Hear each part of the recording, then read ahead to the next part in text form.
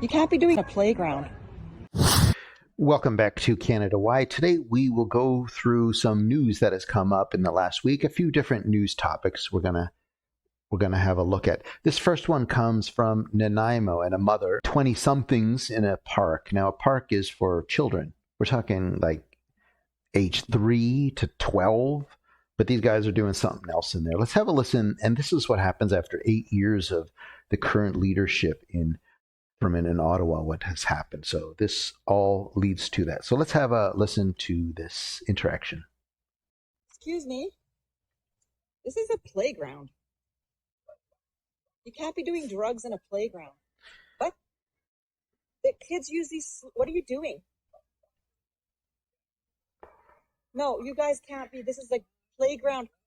This is playground equipment for children. This is playground equipment for children. You cannot be hanging out here doing this. You're not.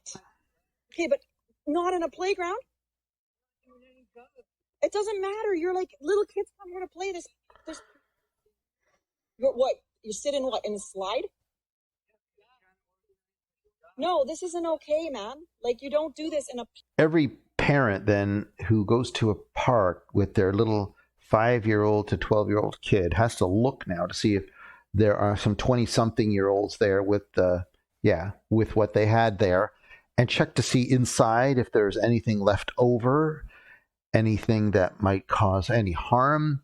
They might have some of the slide burnt, and I've seen that myself, where part of the plastic is burnt.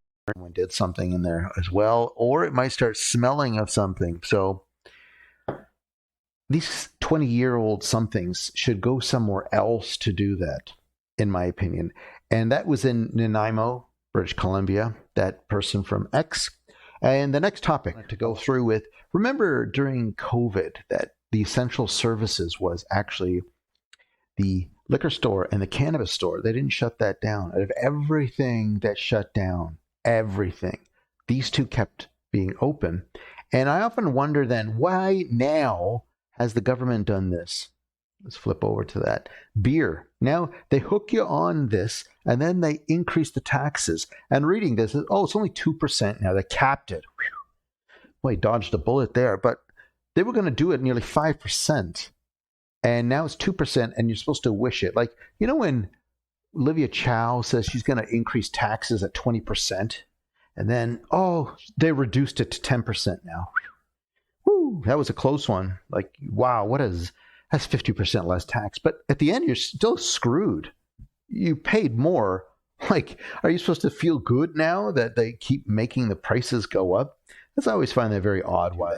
And the next thing to go through that has come up that I want to bring up here is the refugee applicants and the meals in the free hotel rooms. So looking at this is nearly $1 billion. Let's just say $1 billion, because if they look into it, it's probably even more than that.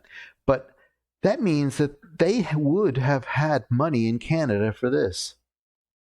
The homelessness, there was actually a cure or a fixed. There was definitely a solution then for the homelessness in Canada. They could put everyone in a hotel room, right? I mean, it could have been done, but they never did it.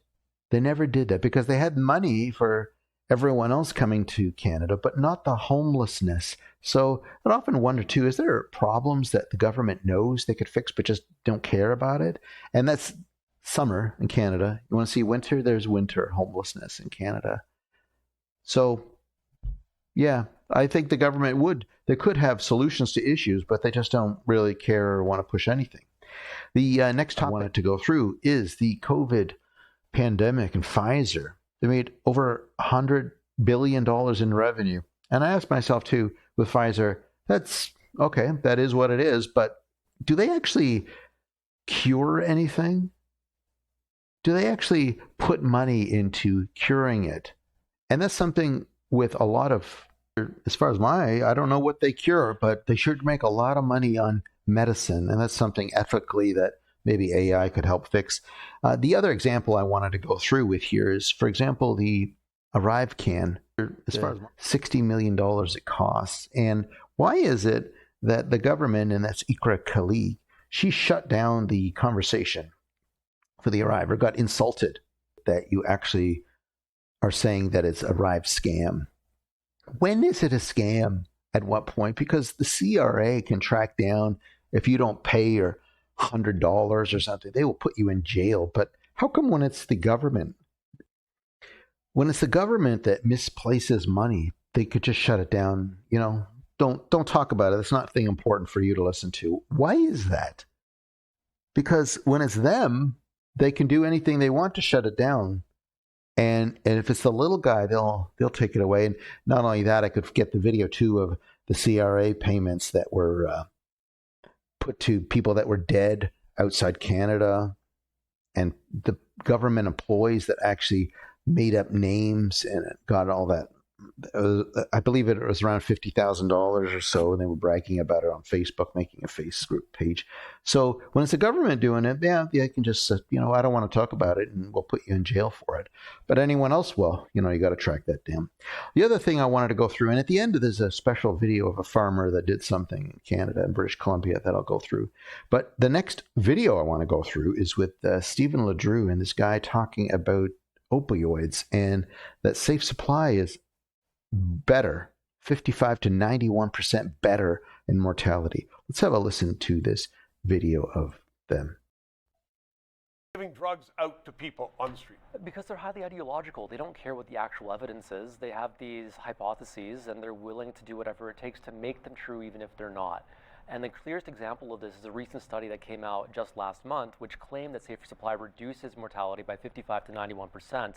But when I reviewed it with a team of 7 physicians, we found that these researchers cherry-picked their data, and there was actually no statistically significant results, no benefits at all. Yeah. That guy makes a very good point there of the cherry-picking of the data. And I was going to make a video on this too, even with Stephen Guilbeault, because they seem to be cherry-picking data as well. And even that 1.5% temperature difference, that number was calculated on the equator of the Earth in the middle of the ocean, and that was created in 2005 in one of those COPs. So it's already been 9 years. So, well, is it on track or not? Because they seem to refer to a report that's 9 years old. But going back to this one too, 55% less likely to die after overdose significantly within 1 week of receiving the Safe Supply. And that guy, that doctor that was saying that he has 7 physicians and that review it, he should do, if he's a physician, he won't have the time, but someone should go through that report to figure out what they think is incorrect. Like saying within 1 week, like, does that mean, say, they looked at it and say after 3 weeks or 1 month that it's just, the data's crap. Like, it's not really working the way we want. So they just pick a week going through there. And that's exactly the sample size right there. I was looking at 91.1% and the 5,000 or 6,000 people that they looked. Charts in there. And, with the charts too, they don't give you the data. And when they say percents, they usually hide information in there because they don't want to give the number. Like, I'm not even sure if 6,000 people is a lot of how many opioids are actually in British Columbia, for example. I'll leave a link where this article came from, but there is a lot in there to go over and a lot of charts. And I'm not even sure why this British paper talked about British Columbia. I don't get that either, why they do that. Anyway, the last thing I wanted to point out is a farmer in British Columbia that he cut his crops into a certain way. I'll give you a bit of a hint when that comes in, but it's pretty cool. And that's the end of today's talk. But let's have a look at that.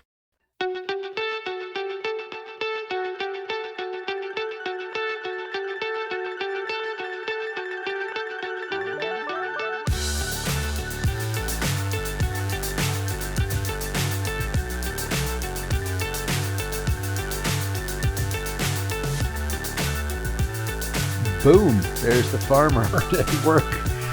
Wow, that's really cool to do, and to have Google take a picture of that is not right now anyway. It's just so funny that the timing, how does the timing work on that? Anyway, thanks for watching. See you in the next video. Best of goodbyes. Don't forget to like and subscribe and hit that notification button. It really helps out the algorithm from the tech giants. Thanks for watching. Tuning into Canada-wide news. Hold up, before you dash off. A little birdie tells me many of you are ghosting around here without joining the subscriber crew. Given Trudeau's keen interest in making the internet his own sandbox, hitting that subscribe button is your golden pass to always catching our broadcast.